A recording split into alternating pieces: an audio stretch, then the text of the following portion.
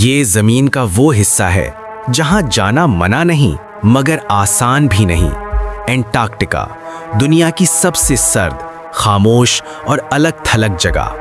یہاں کوئی مستقل آبادی نہیں، کوئی ملک اس کا مالک نہیں، اور پھر بھی دنیا کی بڑی طاقتیں یہاں موجود ہیں۔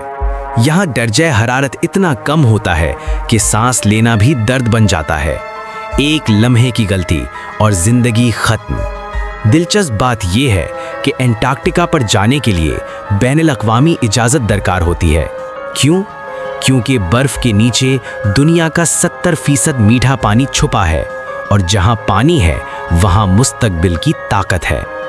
دوسری جنگ عظیم کے بعد کئی خفیہ مشن یہاں بھیجے گئے، کچھ ریکارڈ میں ہیں، کچھ کبھی سامنے نہیں آئے۔ آج سائنس کہتی ہے یہاں زمین کا ماضی دفن ہے، اور سیاست کہتی ہے یہاں دنیا کا مستقبل۔